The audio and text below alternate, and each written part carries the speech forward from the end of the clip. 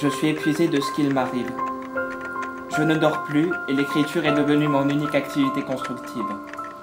Je bois pour oublier et pour me donner la force de continuer sur ma lancée littéraire pseudo-sentimentale. Je m'appelle Julian et je suis infirme moteur cérébral. Et il y a quelques semaines, je suis tombé amoureux. J'étais l'homme le plus heureux du monde. Elle s'appelle Sophia. Quand je l'ai vue pour la première fois, je l'ai à peine remarqué. J'aimais sortir, faire la fête et entendre quelques compliments sur ma capacité à surmonter mon handicap. Puis lors d'une soirée où la routine ne cessait de ronger mes sorties alimentées par l'alcool et l'obsession de séduire une femme extraordinaire, elle m'adressa la parole. Autrefois, une fille m'avait brisé le cœur en 1000 morceaux. Nous étions de très bons amis jusqu'au jour où les sentiments ont pris le contrôle sur mon amitié. Elle m'appelait tous les jours. Des gestes tendres et ambigus se manifestaient. Certaines paroles étaient si fortes que la réciprocité d'un amour naissant semblait indiscutable. Un jour, un homme l'emporta dans son monde de normalité absolue. À cet instant précis, je n'ai pas eu le courage de lui avouer mon amour grandiose et inégalable pour elle. Je l'ai laissé partir et je pleurais tous les soirs pendant un mois.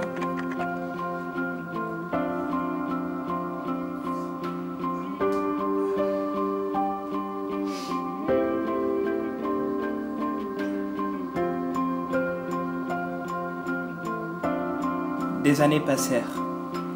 Ma théorie sur l'attirance entre une personne handicapée et une personne dite normale grandissait et s'élevait au rang de mythe. Mais elle est là, parfaite. Je l'imagine encore à m'attendre pour me dire que je suis l'homme de sa vie.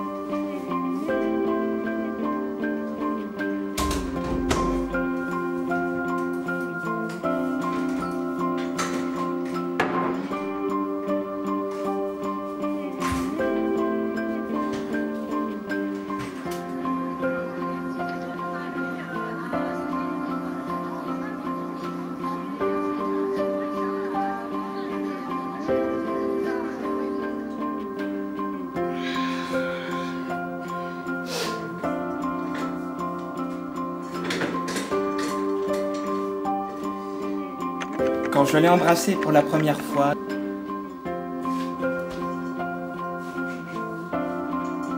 j'étais saoul.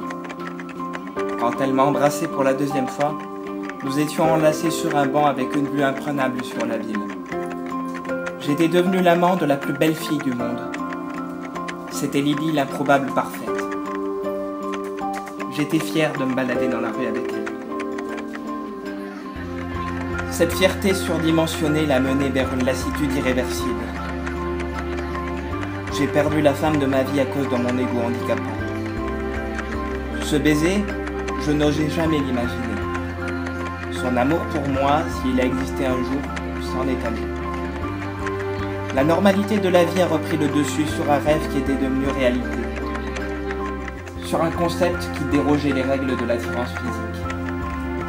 J'aime écrire les événements qui me poussent, le temps de quelques jours, à me plonger dans une immersion littéraire alcoolique, afin de raconter mes histoires avec les femmes. Demain est un autre jour, et je sortirai de ma pénombre sentimentale pour m'enivrer de souvenirs heureux. Fin du chapitre.